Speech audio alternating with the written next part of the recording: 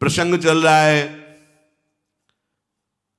भगवान के परम महाभागवत भक्त भी हैं, भगवान के अवतार भी हैं, रुद्र भगवान के अवतार हैं श्री हनुमान जी महाराज। भीम ने जब ये जाना कि हमारे बड़े भ्राता वायुपुत्र महाबली हनुमान जी हैं, हृदय से लगा लिया। हनुमान जी को बार बार भीम स्पर्श करके प्रफुल्लित हो, महाभागवत है। हर समय हनुमान जी के रोमांच होता रहता है, अश्रु प्रवाह होता रहता है, और कोई न कोई गंधर्व, कोई न कोई ब्रह्म ऋषि भगवान का चरित्र सुनाता रहता है हनुमान जी को। ऐसे महाभागवत अद्वितीय है। प्रभु की सेवा प्रधान धर्म, रोम रोम में सिया राम जिनके बसे हुए हैं। यत्र यत्र रघुनाथ कीर्तनम तत्र तत्र कृतमस्त कांजिलम वाष्पवारि परिपूर्ण लोचनम। बड़ी अपार श्रद्धा है महाभागवत। जो हनुमान जी को किसी शक्ति विशेष का रूप देख करके फिर वो ये बात नहीं समझ पाता। महाभागवत प्रेम प्लावित हृदय, हर समय प्रभु के प्रेम में डूबे रहते हैं। इसलिए कदली वन में एकांत, कभी भगवान के चरित्र को सुन रहे हैं, कभी भगवान की नाम कीर्तन में, कभी रूप में, कभी उनके लीला गुणों में डूब करके अश्रु प्रवाह करते रहते हैं। भीम जी बार बार स्पर्श कर रहे तो बहुत सुख मिल रहा है। महाभागवत के स्पर्श से परम सुख मिलता है। भीम जी की भी आंखों से अश्रु प्रवाह हो रहे, क्योंकि रंग चढ़ता है ना। बार बार हनुमान जी के चरणों में प्रणाम करते, फिर खड़े हो जाते, फिर दर्शन करते, फिर प्रणाम करते। आहा, आज मेरे समान कोई बड़भागी नहीं, भीम जी कह रहे, क्योंकि आज मुझे महाभागवत ज्येष्ठ भ्राता महाबली हनुमान जी का दर्शन हुआ। आपने मुझ पर बड़ी कृपा की, अपना जान करके आपने दर्शन दिया। अब एक प्रिय कार्य आपसे कराना चाहता हूं। मेरे हृदय में जब मैं आपकी चर्चा सुनता तो ये लगता कि मैं अपने भ्राता का वो रूप कब देखूंगा जो लंका में प्रकाशित किया। जिस रूप में जानकी जी के सामने, जानकी जी से कह रहे थे कि आप चिंता न करो, वाल्मीकि रामायण में, ये आपका दुख देख करके कहीं मेरा क्रोध ना उमड़ पड़े। मां, विनाश कर दूंगा इस लंका का यदि क्रोध आ गया, और मैं डर रहा हूं कि कहीं भगवान की आज्ञा का उल्लंघन ना हो जाए। तो जानकी जी ने कहा, यही रखवाले इतने बड़े बड़े हैं कि बेटा आप उनसे पार नहीं पा सकते हो। उन्होंने कहा, मां यदि अपने हृदय में सुख धारण करो तो ये पुत्र आपको। जानकी जी ने, अब अति लघु रूप धरेऊ हनुमाना, पैठा नगर सुमिर भगवाना। एक डाल पे छोटे रूप में जैसे वानर रूप, ऐसे तो जानकी जी सो इतने विकराल भयानक दे। कनक भूधराकार शरीरा समर भयंकर, टांगों के नीचे लंका, वो भयानक रूप। और जब दहाड़ कर दे तो फट जाए आकाश, ऐसा अपार। कि जिनका छोटा करो ले, सब देख लेंगे, वो भयंकर रूप। मैं एक और प्रिय कार्य कराना चाहता हूं। मेरे हृदय में बहुत समय से है कि मैं अगर कभी अपने भ्राता से मिला तो मैं वो रूप देखना चाहता हूं। मकराले समुद्र को लांग करके लंका में प्रवेश करना, लंका को भस्म करना, मैं वो आपका विकराल रूप देखना चाहता हूं। मुझे बहुत सुख होगा। वैसे हमारी आप पर बड़ी श्रद्धा भी, और आप मेरे बड़े भ्राता भी हैं, तो दोनों से मैं अधिकारी होता हूं। जब श्रद्धा प्रबल हो तो गूढ़ तत्व महापुरुष जन नहीं दुरा सकते। तो मेरी श्रद्धा भी आप पर प्रबल है और मैं आपका भ्राता भी हूं। हनुमान जी हंस पड़े, कहा, भैया नहीं नहीं नहीं नहीं, उस रूप को तुम्हारे देखने की सामर्थ्य नहीं है। कोई भी त्रिभुवन में उस रूप को देखकर धैर्य धारण नहीं कर सकता। और फिर वो समय कुछ और था, अब समय कुछ और है, छोड़ो वो बात। देखो युग धर्म का प्रभाव होता है। हनुमान जी महाराज ने कहा वो त्रेता था, उस समय का प्रभाव कुछ अलग था। अब धीरे धीरे ये द्वापर का समापन होने जा रहा है, कलयुग आ रहा है, इसके प्रभाव से सब कुछ नष्ट हो जाएगा। अब वो मेरे में सामर्थ्य कहाँ कि मैं रूप दिखा सकूं, इसलिए तुम ऐसा जैसे वो कह रहे थे मैं बूढ़ा हो गया हूं कैसे उठूं, ऐसे ही छुपाना चाहते कि काहे को भयभीत हो जाएंगे अभी देख के। पर्वत नदी वृक्ष सिद्ध देवता महर्षि ये सभी युग धर्म का अनुसरण करते हैं। युग धर्म के अनुसार शरीर बुद्धि बल साधना बल इन सब में न्यून या अधिकता आती है, जैसा समय होता है उसके अनुसार। तुम मेरे उस रूप के देखने का आग्रह मत करो, क्योंकि मैं भी समय का ही अनुसरण करता हूं। अब वो समय नहीं रहा रूप दिखाने वाला।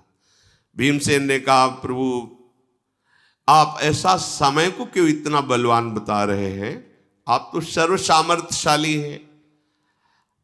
हनुमान जी ने कहा तात पहले सतयुग था, उस सतयुग में उस समय में सबके अंदर धर्म था, इसीलिए उसका नाम कृतयुग पड़ा। सब धर्म युक्त आचरण करते थे, कोई एक भी नहीं था जिससे पापाचरण हो। मनुष्यों में सब धर्मात्मा थे और सब ध्यान परायण थे। सतयुग में प्रधान साधना ध्यान की थी। तदाकार वृत्ति प्रभु में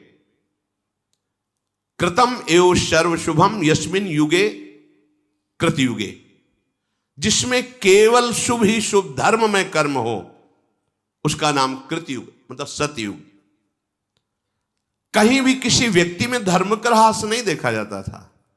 माता पिता के रहते हुए संतान कभी नहीं मरती थी,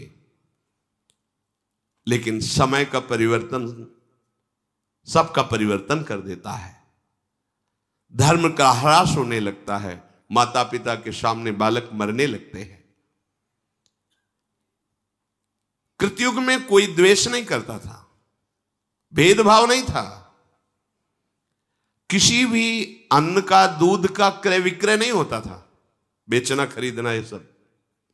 ये तो हम अपने बाल्यावस्था में भी ऐसे कुल में पैदा होकर दूध बेचता है, अपराध सा साबित होता था। गाय का जिससे दूध आदि ये तो व्यवहार में बंटता था। 8-10 जैसे गाय है तो आसपास के 2-4 लोग दूध ले जाना मठा ले जाना, ये ऐसे व्यवहार में, बेचने का नाम नहीं। दूध घी बेचना मतलब एक तरह से न्यून माना जाता था, ये ठीक नहीं है, वो अपने धर्म से नहीं चलता, दूध बेचता है ऐसा माना जाता था।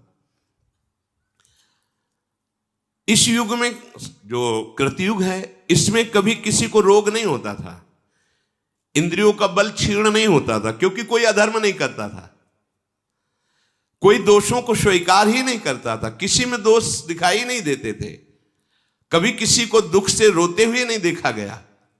सब धर्म परायण, किसी में घमंड नहीं देखा गया, किसी में धर्म विरुद्ध विकार नहीं देखा गया, कहीं कोई कलह विग्रह झगड़ा ये सब नहीं देखा गया। सब योग का आश्रय लेकर परब्रह्म परमात्मा भगवान श्री हरि के ध्यान में निमग्न रहना, सदा सबकी वृत्ति प्रभु में लगी रहती थी, सब प्रभु की सेवा में, सब सनातन धर्म के अनुयायी। अब जब त्रेता लगा तो उसमें एक चरण का धर्म का नाश हो गया। भगवान की उपासना भी त्रेतायाम यजते मखई, प्रधान यज्ञ क्रिया हो गई। पहले में ध्यान, दूसरे में यज्ञ क्रिया हो गई। यज्ञ करना, धर्म करना, सत्कर्म करना, संकल्प करना, वेदोक्त दूसरों को दान करना, ये ऊपर नहीं, ऊपर सब एक ही धर्म में भगवत चिंतन परायण, सब स्वस्थ, कहीं किसी में कोई अधर्म नहीं। लेकिन त्रेता में ऐसा, त्रेता युग में दान तपस्या यज्ञ और धर्मयुक्त आचरण पर क्रियापरायण। जब द्वापर लगा तो दो धर्म के चरण क्षीण हो गए। इसमें पूजा प्रधान हुए। ऋक यजु साम अथर्व वेद को 4 भागों में बांटा गया।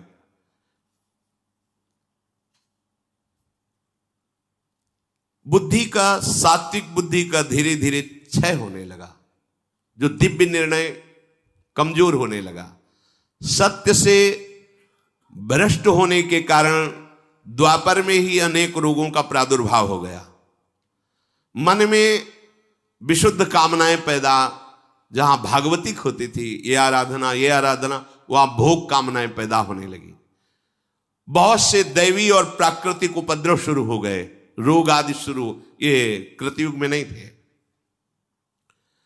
अब जो आगमन होगा भी कुछ दिनों बाद, हनुमान जी कह रहे, क्योंकि भीम से बात करें, ये द्वापर का अंतिम चरण है। ये जो कलयुग आएगा तो इसमें एक ही चरण रह गया, 3 चरण धर्म के नष्ट हो गए। इसमें प्रायः लोग तमोगुणी और रजोगुणी ही रहेंगे। भोग वासना की प्रधानता रहेगी, उपासना की नहीं। तभी तो कोई बिरले। वैदिक सदाचार लुप्त।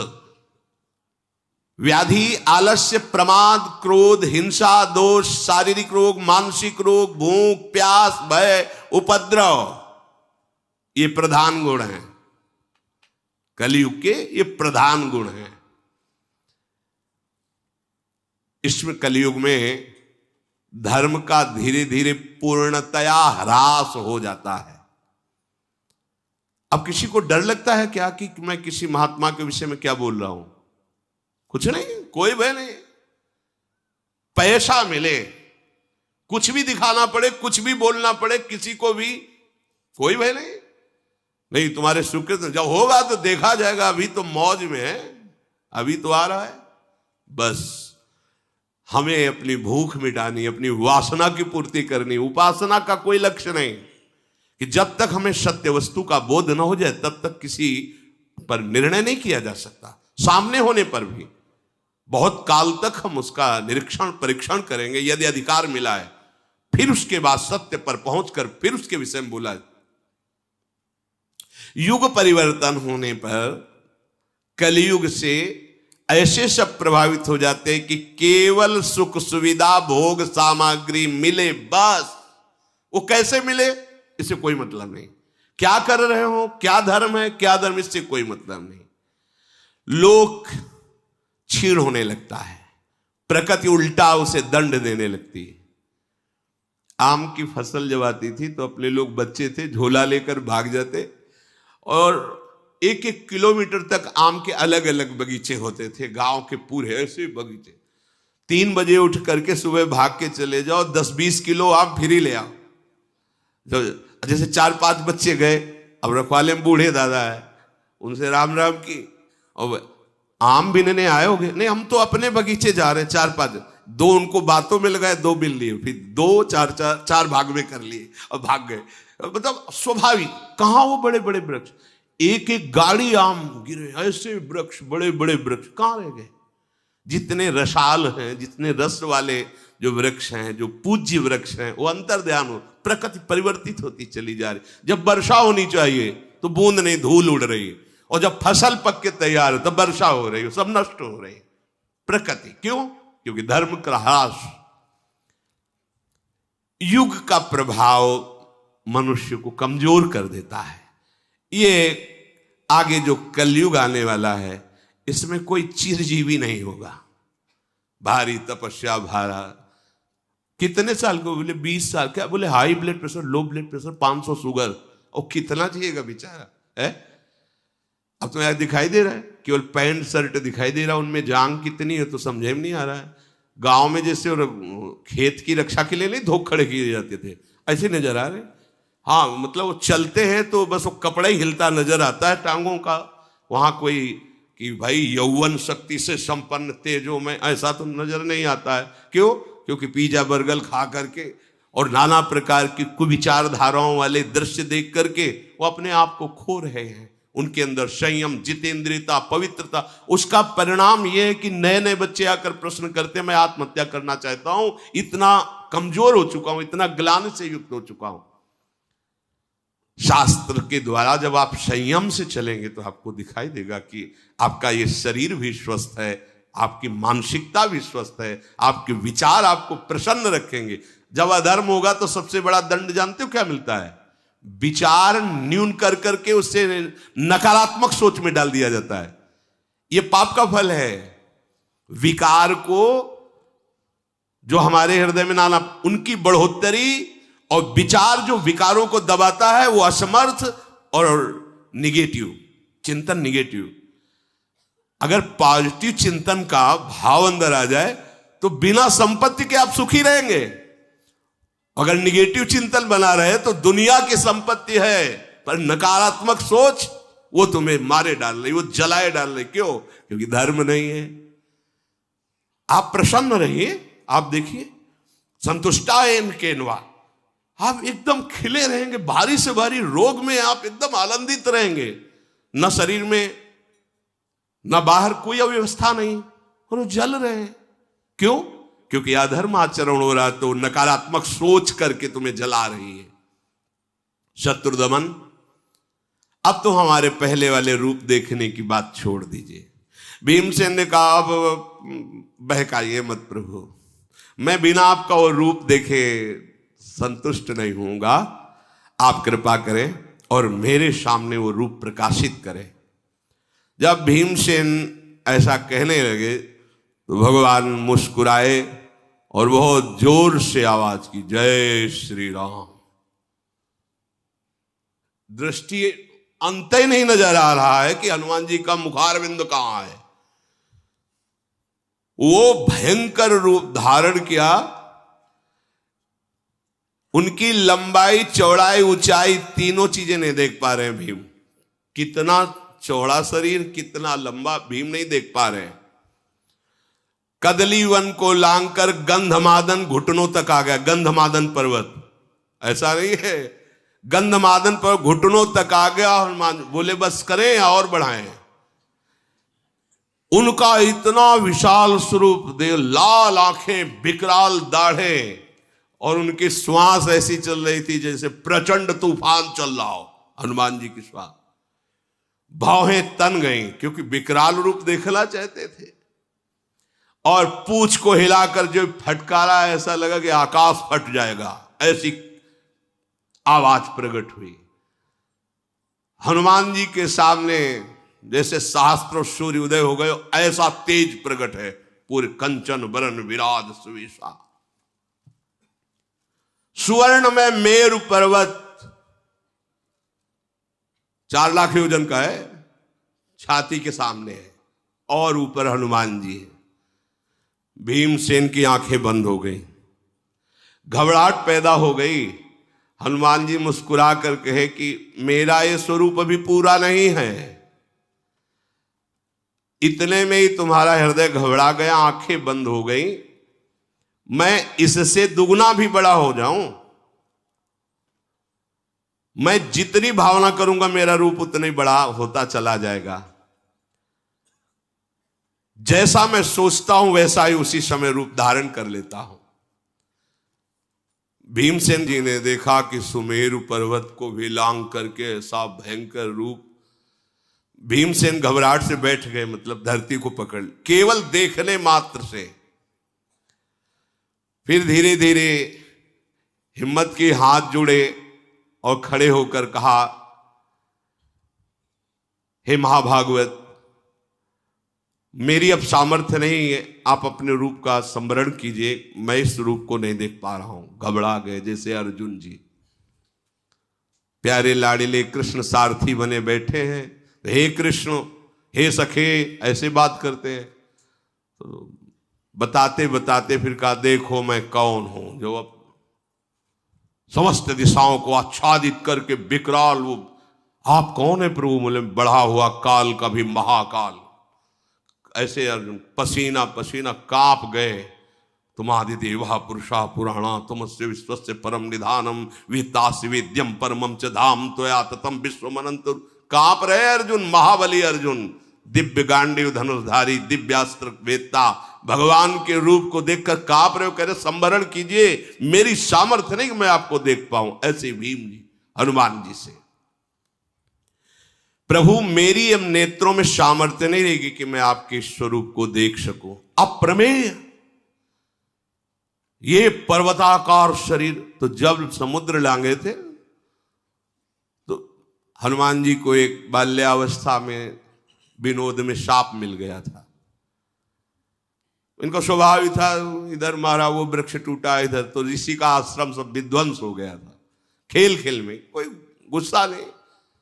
तो उन्होंने कहा कि जब तुम्हें तुम्हारे बल की कोई याद दिलाएगा तब तुम्हें आएगा, नहीं तुम अपने बल का विस्मरण। ऐसा जब समुद्र पार होना था तो चुपचाप शांत खड़े सब अपनी अपनी बातें कर रहे थे। जामवंत जी ने देखा हनुमान जी तो, का चुप साध रहा बलवाना, आप तो कुछ बोल ही नहीं रहे हो। अरे आपका अवतार ही हुआ है भगवान की सेवा के लिए, आप मौन धारण की, जब होश दिलाएगा तब। जेहगिर चरण दे हनुमंता, चले सुगा पाताल तुरंता। मारा ठसक तो पर्वत पाताल को चला गया। जिम अमोघ रघुपति कर बाना, यही भांति चले हनुमाना। जैसे भगवान की सारंग धनुष से छूटा हुआ बाण अमोघ, ऐसी गति हनुमान जी की।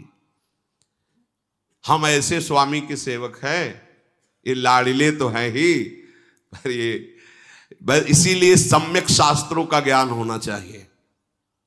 सेवक वाणी की फल स्थिति में लिखा हुआ है, सेवक वाणी जू अति अगाध मत गूढ़, बिरलो कोई समुझई हित मार्ग आरूढ़। हित मार्ग आरूढ़ भाव भागवत मिले सब, चार वेद सुस्मृत जो चार अवगाह ले जब, तब पावे सेवक हृदय। नहीं तो लगेगा कि अरे महावर लिए प्रियाजू के सामने खड़े हैं, कैसे भगवान। ये वही भगवान है जिनको काल देखकर भी थर्रा जाता है। यशोदा जी छड़ी लेके डांट रही हैं, रो रहे हैं, कैसे भगवान है। ये वो ही भगवान है जिनकी भ्रकुटि विलास सृष्टि लय हुई। सेवक जी कहते हैं, राधा वल्लभ भजत भज भली भली सब होए, भीर मिटय भट जमन की, भय भंजन हरि सोए।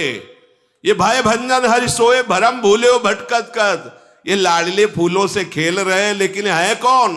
सोई वही हरि है, जिनके बल से सब बलवान हैं, जिनके भय से सूर्य तपता है, जिनके भय से मृत्यु अपना काम करती है। ये वही प्रभु है, कोई और थोड़ी। वही हमारी प्रियाजू की भ्रकुटी के तन जाने पर हाथ जोड़कर विनय पूर्वक वहां लाडली को मनाते हैं। इसीलिए हमारे माई श्यामाजू को राज। प्रभु श्री भीम जी बोले, मेरे मन में एक बात आ रही है कि इतना महान बल, इतने महान आप हो, और आपने रावण को मारा नहीं। ये रूप देख के तो लगता है कि प्रभु कोई आपके सामने नहीं टिक सकता। फिर भगवान श्री राम को प्रयास करना पड़ा मारने के लिए। मुझे तो ऐसा लग रहा है कि आप अगर अपने बाहुबल का प्रयोग करें तो त्रिभुवन का विनाश कर सकते हैं। मारुति नंदन, अपनापन करके मैं पूछ रहा हूं कि आप समर्थ होती हुई रावण को क्यों नहीं मारा? सियाजू को क्यों नहीं वापस ले आए? भीम के ऐसा कहने पर कपिश्रेष्ठ हनुमान जी मुस्कुराते हुए बोले, सेवक का परम धर्म है कि स्वामी का यश हो, ऐसे ही कार्य करना चाहिए। बड़ी गूढ़ बात, ज्ञानी नाम अग्रगण्यम। सेवक का परम धर्म है ऐसे ही आचरण करे, बर्ताव करे, जिससे उसके स्वामी का यश हो। तुम ठीक कह रहे हो, ये अधम राक्षस रावण मेरे सामने भुनगे के समान था, मैं उसे ऐसे पीस सकता था, ऐसे। किंतु संपूर्ण लोकों में मेरे स्वामी की कीर्ति में बाधा पड़ जाती। हाँ, रावण ने सियाजी चुराया और हनुमान जी वापस सियाजी को लाए और रावण का विनाश किया। ऐसा नहीं, स्वयं मेरे प्रभु ने विनाश किया। ये सेवक की चतुराई। जब वापस लौट करके लंका से आते हैं तो एक सुग्रीव जी का बगीचा था जिसमें मनमानी सब फल पाते हैं। सूचना पहुंची कि पहरेदारों को भी पीट करके जितने भी आपके प्रधान वो सब फल खा रहे हैं। सुग्रीव जी आनंदित हो गए। बिना राम काज किए उस फल नहीं खा सकते थे हमारे सेवक जन। इसका मतलब राम काज हो गया। किसने किया? बोले मारुति नंदन हनुमान ने। सामने देखा आ रहे, मुख प्रसन्न तन तेज विराजा, समझ गए कीनेस रामचंद्र कर काजा। बड़ा स्वागत। भगवान राम भी खड़े हो गए, सम्मान के लिए नहीं, जैसे मां अपने बेटे को गले लगाने के लिए खड़ी हो जाती है, ऐसे हनुमान जी को गले लगाया, हाथ पकड़ा, अपने आसन पे बैठाला। ऐसे हनुमान जी सरक के चरणों में बैठ रहे।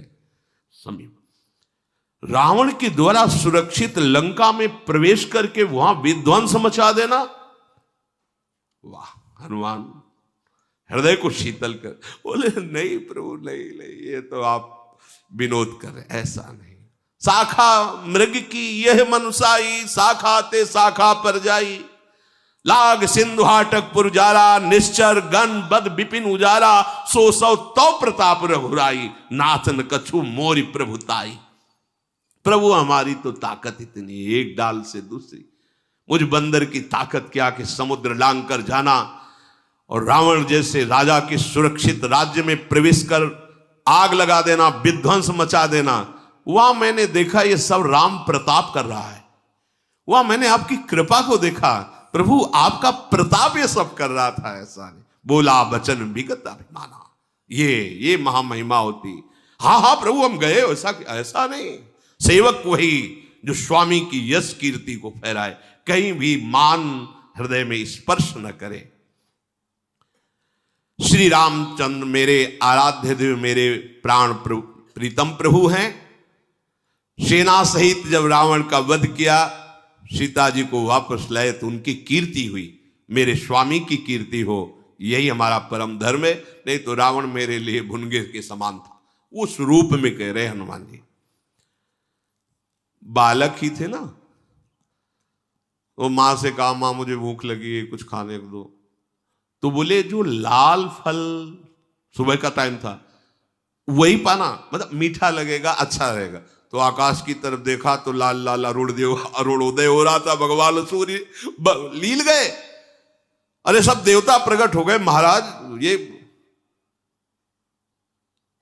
अब ये कोई फल है खा ले? बाल्यावस्था में सूर्य भगवान को मुख में ले। महाबली महाप्राज्ञ, तुम अपने भाई का प्रिय एवं हित करने में तत्पर रहो। हनुमान जी ने भीम से कहा, वायु देवता सदैव तुम्हारी सुरक्षा में है, तुम उनके पुत्र हो।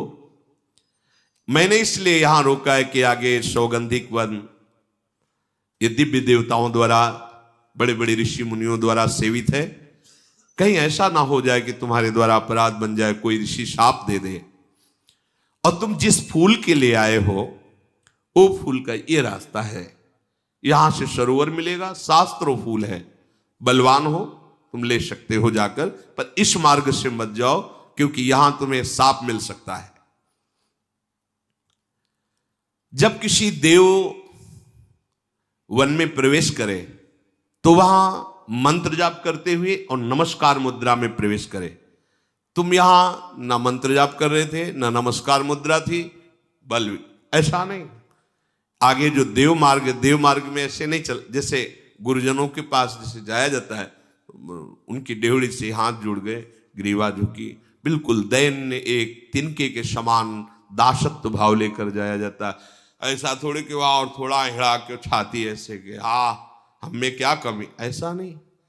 जितना झुकोगे उतना उठ जाओगे, और जितना उठोगे उतना झुक जाओगे। ये ऐसे दरबार है आराध्य देव का, गुरुदेव का, महापुरुषों का। यहां जितना झुकोगे उतना उठ जाओगे, और जितना उठोगे उतना झुक जाओगे। बस देखना है। ये जो तुम दुस्साहस कर रहे थे ठीक नहीं है, हनुमान जी ने बताया। धर्म का पालन करो, स्वधर्म में स्थित रहो, श्रेष्ठ मार्ग पर चलो। धर्म को जाने बिना कोई भी कार्य नहीं करना चाहिए। पहले जानना चाहिए कि धर्मयुक्त है मेरे लिए कि नहीं। हे भीम, मैं तुम्हें बता देता हूं कि बिना ज्ञान वृद्ध महापुरुषों की सेवा किए बृहस्पति जैसे विद्वान के लिए भी तत्वबोध होना बहुत कठिन है।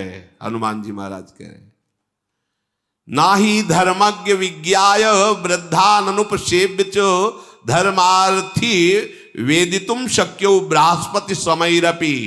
बृहस्पति के समान ज्ञानी हो तो भी उसे तत्वबोध नहीं हो सकता जब तक वो ज्ञान वृद्ध तत्वबोध प्राप्त किए महात्मा का। इस मार्ग में, भगवत मार्ग में अवस्था का सम्मान नहीं होता, स्थिति का सम्मान होता है। 16 वर्ष की अवस्था सुखदेव जी की है, 10,000 वर्ष तपस्या करने वाले महात्मा सब खड़े हो गए। उसमें भगवान श्री कृष्ण द्वैपायन व्यास जी भी हैं, वशिष्ठ जी भी हैं, बड़े बड़े महापुरुष सब खड़े। भगवान व्यासदेव जी के पिता श्री पराशर जी भी हैं, सब खड़े हो गए। क्यों? सुखदेव जी गर्भ से ही बोध संपन्न महापुरुष है, गर्भ से ही महान वैराग्य युक्त है। तो यहां वयोवृद्ध नहीं, ज्ञान वृद्ध, जो तत्वबोध प्राप्त किए। अभी मानो आपको दिखाई दे रहा है कि वो 25 वर्ष की अवस्था का है, लेकिन पूर्व में उसकी कैसे भजन शैली पूर्व जन्म में रही। जैसे जड़ भरत रूप में जन्मने में ही वो 5वीं भूमिका में ही जन्मे, ज्ञान की 5वीं भूमिका में भी जन्म, उनका जन्म ही हुआ जब, तो 5वीं भूमिका में थे ज्ञान की। अब अवधूत जड़वत स्थिति उसी समय से। अब कोई कह दे जन्म पूर्व में हुआ है ना भजन, गंडकी नदी में पहले भरत रूप में भजन हुआ, फिर हिरण रूप में भजन हुआ, परिणाम हुआ, अब तीसरा जन्म हुआ तो बोध संपन्न महापुरुष, ज्ञान की ऊंची भूमिका में विराजमान महापुरुष। तो उसमें अवस्था नहीं देखी जाती, स्थिति।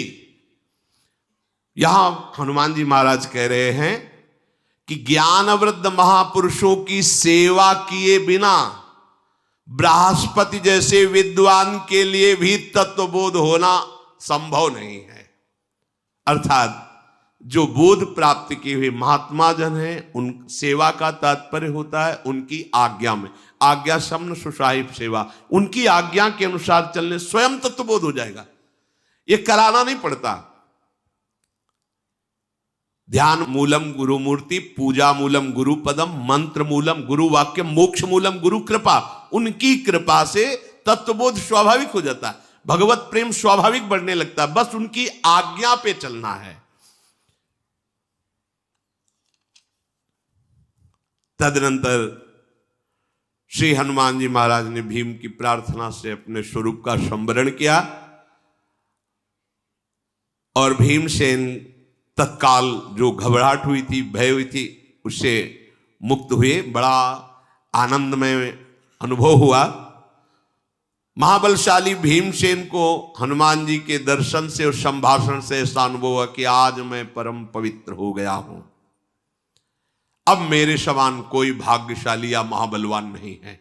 क्योंकि जिसके भ्राता ऐसे महान भागवत और महान बलशाली, हनुमान जी ने अपने प्रेम भरे नेत्रों से गदगद वाणी से भीम से कहा कि भीम अब तुम वापस चले जाओ और बातचीत के प्रसंग में कभी किसी को मेरे इस स्थान का परिचय मत देना। मैं इस स्थान पर रह रहा हूं ऐसा किसी से मत कहना। अब तुम्हें जो प्रिय हो मांग लो, क्योंकि मेरा दर्शन व्यर्थ न जाए। कोई वरदान जो तुम्हें प्रिय हो। तो कहा प्रभु मुझे अपने बड़े भाई कहने का सौभाग्य आपको मिला, इससे बड़ा वरदान मैं क्या मांगू।